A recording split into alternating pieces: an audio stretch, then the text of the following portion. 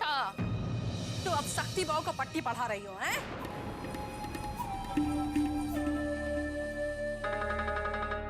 क्या चाहती हो? अरे बोलो, जो चाहती हो वही करेंगे हम। हमारा बेटा तुमसे ब्याह कर लिया तो माथा पे चढ़ जाओगी? उसके जैसा ही घर वालों को उंगली पर नचाओगी? बेशरम, बेसऊर, पढ़ी लिखी आई हैं। अरे अपने आप को देखो और इसको देखो, इसको देखो। ये भी आई है ब्याह के तुमसे पहले। देखा कभी मर्दों के बीच में टपकते हुए? अब देखो हमको देख के कैसे पलंग से उठ के खड़ी हो गई। और तुम तुम्हारे सामने सास खड़ी हो और तुम चौड़ी हो के पलंग पर बैठी हो। बेशरम कहीं की, शर्म नहीं आती तुमको? नहीं, ऐसी कोई बात नहीं। वो तो प्रोफेसर की बेटी हैं। बाकी तमीज तो तुमको रस्ती भर का भी नहीं है। क्या जरूरत थी तुमको वहां सबके बीच में मुंह खोलने की? हैं? बहुत दया आ रही है घर के बाहर के लोगों पर। उसको मारने की क्या जरूरत है? तो क्या करें?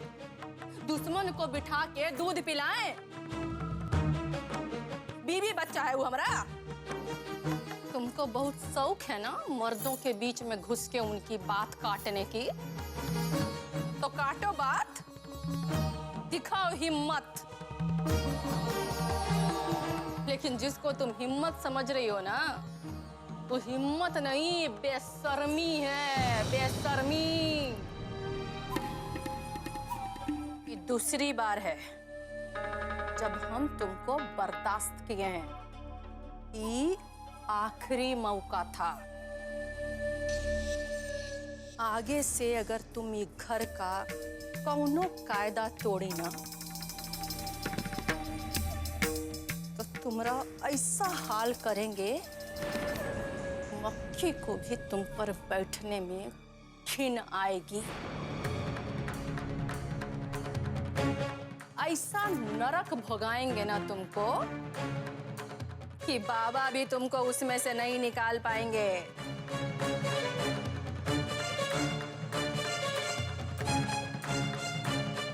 और तू करियाई, बहुत देख रहे हैं तुमको, बहुत माथा फेंट रही हो इसके साथ। और इतना जान लो कि अगर इसके जैसा मुंह और दिमाग चलाने की कोशिश की ना, तो तुम्हारा पति तो तुमको काट के गाड़ देगा, समझे?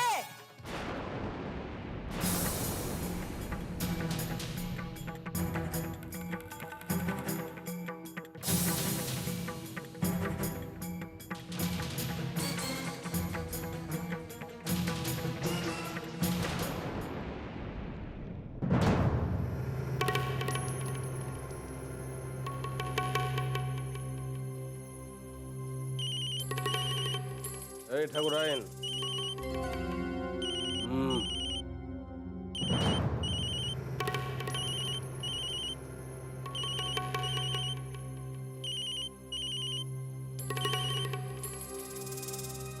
हेलो जी नमस्ते। हाँ प्रोफेसर साहब जी, आप कृष्णा की माँ बोल रही हैं? बोलिए, कैसे फोन किए? जी वो कृष्णा की तबीयत तो अब ठीक है ना? हमारे बेटे के घाव पे मरहम लगाने के लिए फोन किए हैं। वैसे एक काम बहुत अच्छा किए हैं प्रोफेसर साहब। हमारे बेटे को अपने घर का दामाद बना के फ्री का बॉडीगार्ड रख लिए हैं अपने घर में, हमेशा के लिए, जो आपकी और आपकी जवान होती बेटियों की गुंडे बदमाशों से रक्षा करे। आपको क्या है? आपको तो बस अपनी और अपनी बेटी की चिंता है। हमारा बेटा जिए या मरे इससे आपको क्या जरूरत थी झूठ मूठ का फोन करने की? रहने दिए होते। पहले हमारे बेटे को गुंडे बदमाशों के घर भेज दिया और अब माया मोह टपका के फोन करने लग गए। देखिए, आप बेवजह हम पर इल्जाम लगा रही हैं। हम भला उन लड़कों से उसे मारपीट करने के लिए क्यों भेजेंगे? हम तो जानते ही नहीं थे कि वो लड़कों के साथ मारपीट करने गया है। उस घटना को तो हम भूल ही चुके थे। अब उसे किसने बताया इस बारे में और वो लड़कों के साथ जाकर कैसे भिड़ गया ये तो हम भी नहीं जानते। और आप तो जानती ही हैं कि उस दिन हमारे यहाँ पूजा हो रही थी। हम सभी लोग पूजा में बैठे हुए थे। अब देखिए प्रोफेसर साहब, ज्यादा घी टपकाने की जरूरत नहीं है। इतनी चिकनी बात हमको हजम नहीं होती है, पचती नहीं है। जो आपके घर की और आपकी जवान होती बेटी की गुंडे बदमाशों से रक्षा करे। हमारा बेटा जिए या मरे इससे आपको क्या है प्रोफेसर साहब? देखिए, क्या हो गया? बाबा मार खाया तो खाया, आपकी बेटी तो ठीक है ना? अब ज्यादा साधु महात्मा बनने की कोशिश मत कीजिए, समझे?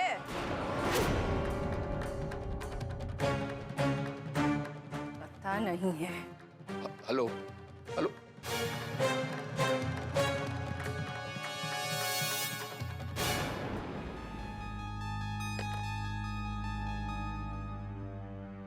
क्या हुआ जी? कृष्णा की तबीयत ठीक तो है ना? इस बात का पता तो नहीं चल पाया,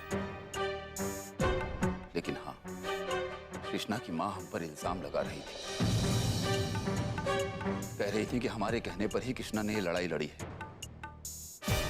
और हम झूठ मूठ का दिखावा करने के लिए उसका हालचाल पूछ रहे हैं। अरे क्या इस लड़ाई में हम शामिल थे? हमने करवाई ये लड़ाई? फिर भी हमें आरोप सहने पड़ रहे हैं, इल्जाम सहने पड़ रहे हैं।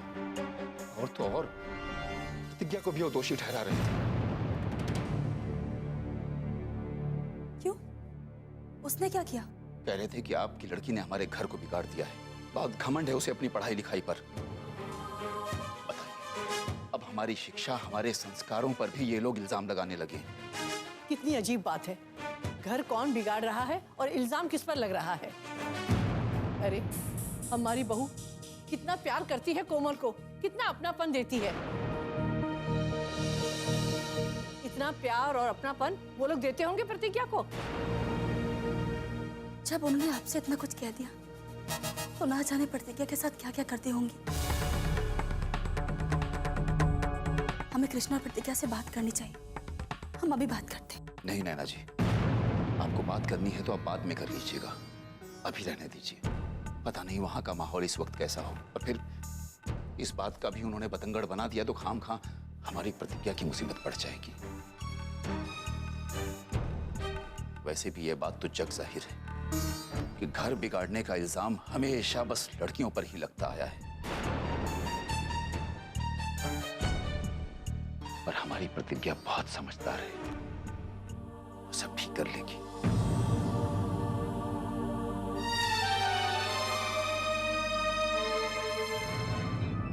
सुनना,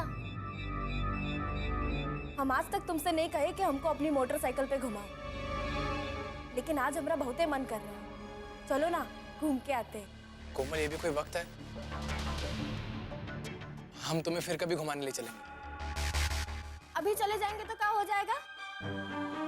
तुम समझ काहे नहीं रहे हो? रात को मोटरसाइकिल पे घूमने का बहुते मजा आता है। और अपनी फटफटिया पे तुम हमको एक बार भी नहीं घुमाए हो। और तुमको याद नहीं क्या तुम्हारी अम्मा क्या कही थी कि हमारी बात सुनो, तो सुन काहे नहीं रहे हो? चलो ना, बहुते मजा आएगा। सिविल लाइन में जाके बर्फ खाएंगे। कोमल, हम कब कह रहे हैं कि हम तुम्हें नहीं ले जाएंगे? आज बहुत थके हुए हैं और पूजा में बैठ बैठ के अब खड़ा भी नहीं हुआ जा रहा है। काफी नींद भी आ रही है। तुम्हें फिर कभी ले चलेंगे। बाद में काहे ले चलोगे बे? अभी काहे नहीं? पुरोली को बिठा के तो बड़ा घूमते हो, तो हमको काहे नहीं लेके जा रहे हो? वो तुम्हारी बीवी है का कि चिपक के बैठती है? और हम का है? हम का भाड़ में जाए? और इस शहर में का रिक्शा नहीं चलता है का कि तुम उसको छोड़ के आते थे? तुम्हारा कोई चक्कर तो नहीं चल रहा है उसके साथ?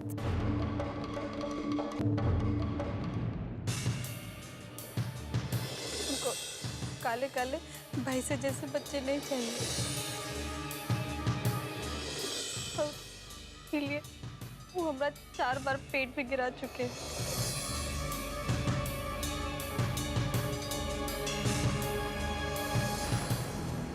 हमें अब दीदी के बच्चे को बचाने के लिए कृष्णा से बात करनी ही होगी, क्योंकि उसके बिना हम इस बच्चे को नहीं बचा सकते।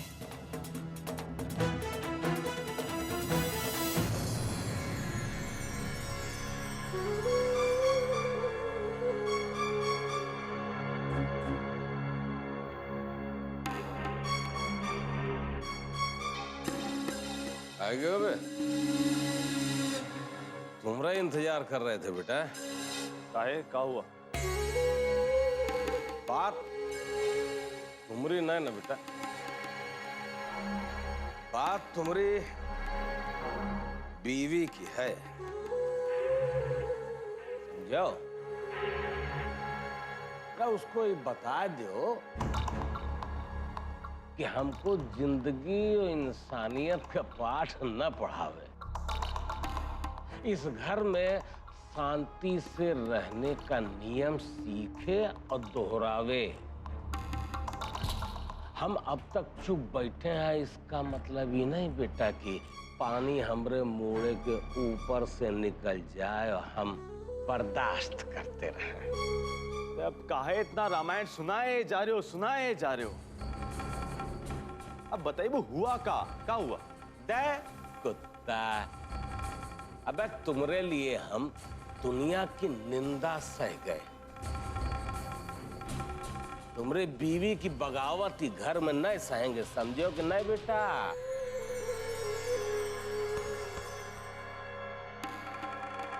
जैसे खर पतवार, कूड़ा करकट खेत को बर्बाद कर देती है ना, वैसे तुम्हारी बीवी भी इस घर परिवार को बर्बाद कर रही है। घर का एक शासन होता है, कायदा कानून होता है बेटा। और बेटा बोली भी तो केकरे खातिर? अरे नाम बता देंगे ना बेटा तो तुम्हारे नीचे की जमीन खसक जाएगी, समझो?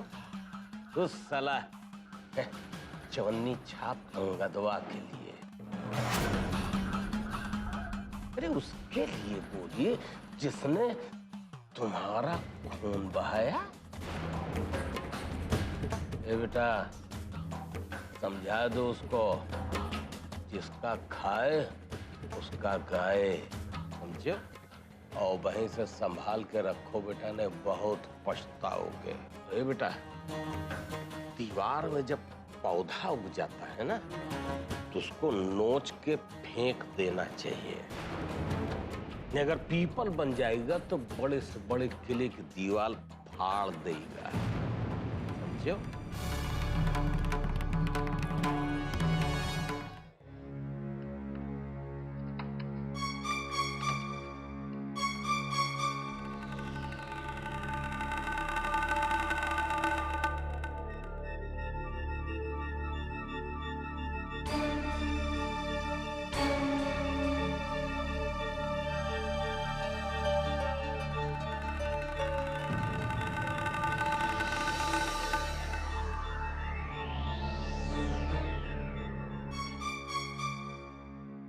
इस घर का कोनो कायदा कानून है।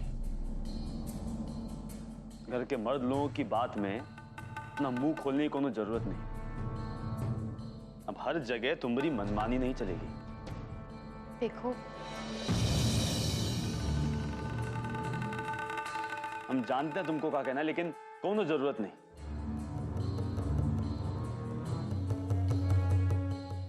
हमरे लिए तो कभी खड़ी हुई नहीं था, हमारी जिंदगी के बारे में तो कभी सोची नहीं। ओ, अंगदवा की बहुत फिक्र है, क्यों? क्या बात का है? वो टुच्चे अंगदवा के लिए अब बाबूजी से सवाल जवाब करोगी? ई घर में, ई घर के जो कायदे कानून हैं उनको बदलोगी वो अंगदवा के लिए? हैं?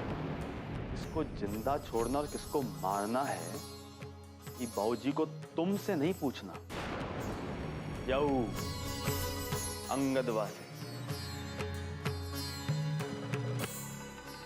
हमारा कहने का ये मतलब नहीं था, और ना ही हम सिर्फ अंगद के बारे में बात कर रहे थे। हम तो बस ये कहना चाह रहे थे कि कोई इंसान किसी की जिंदगी को खत्म कैसे कर सकता है? इतना अधिकार किसी को नहीं है, क्योंकि ये बहुत बड़ा जुर्म है। भाषण देना बंद करो। ई अधिकार सही गलत ई हमको मत सिखाओ। हम सब जानते हैं और का करना है का नहीं ई इस घर के मर्द लोग तय करते हैं, औरतें नहीं।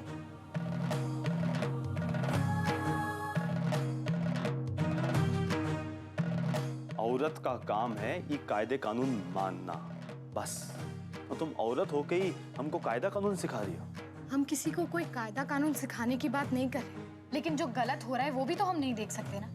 और खास करके किसी की जान लेने की बात हो रही हो तब। हम तो तुमसे सिर्फ शक्ति भैया के बारे में बात करना चाहते थे। वो कैसे केसर दीदी के... अरे अब तुम हर किसी के बीच घुसोगी का? मियाँ बीवी के बीच ही पंचायत करोगी? अरे लेकिन हम जो कह रहे हैं वो एक बार सुन तो लो। नहीं सुनना हमको। ये घर के कायदे कानून मर्द बनाते हैं, बस समझ लो ये बात को और अपना काम करो। किसी को कुछ सिखाने पढ़ाने की कोई जरूरत नहीं।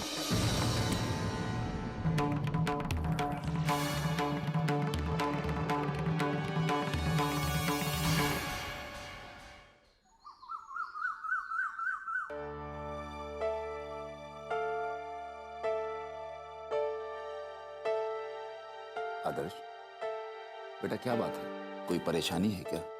नाश्ता भी नहीं कर रहे हो? नहीं पापा, ऐसी कोई बात नहीं है। वो हमने आपको बताया था ना कि हमारी बैंक की एनुअल मीटिंग और ग्रेजुएशन सेरेमनी के लिए हमें 3-4 दिन के लिए बाहर जाना होगा।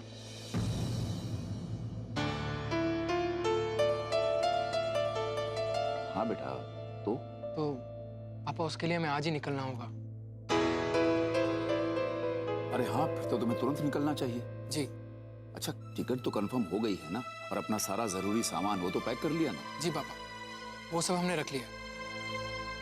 तो फिर बेटा समस्या किस बात की है? पापा, आप तो जानते हैं ना कि घर पे आजकल क्या क्या चल रहा है।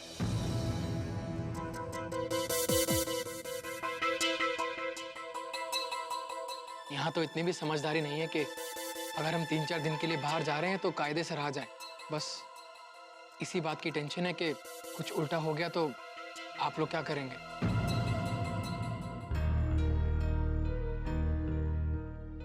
भैया, आप इस समय ऐसा क्यों सोच रहे हैं? वैसे भैया, आपने बताया था ना कि आपके ऑफिस वाले किसी अच्छे से रिजॉर्ट में रख रहे हैं मीटिंग। तो आप भाभी को भी ले जाइए ना। भाभी को भी अच्छा लगेगा, है ना? आरुषि, जब तुम्हें कुछ पता नहीं है ना तो फालतू की राय मत दिया करो।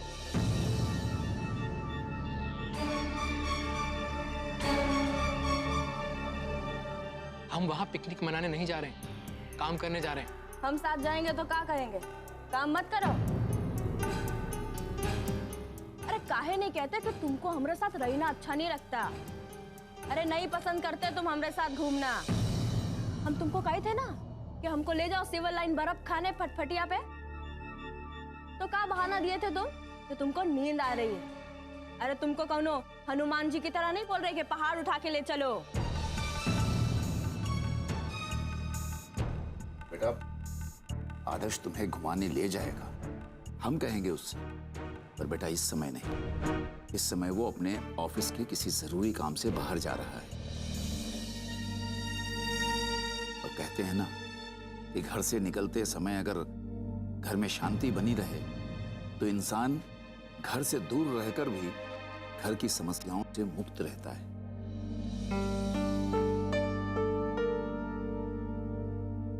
आदर्श से हम कहेंगे, वो तुम्हें जरूर घुमाने ले जाएगा।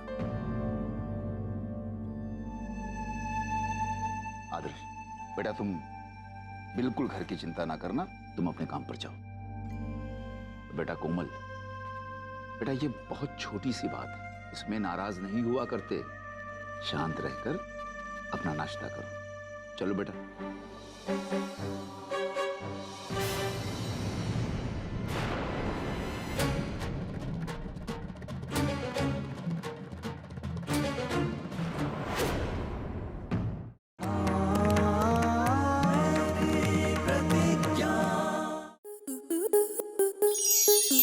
स्टार प्लस के ऐसे ही और बेहतरीन लम्हे देखने के लिए सब्सक्राइब करें हमारे YouTube चैनल को।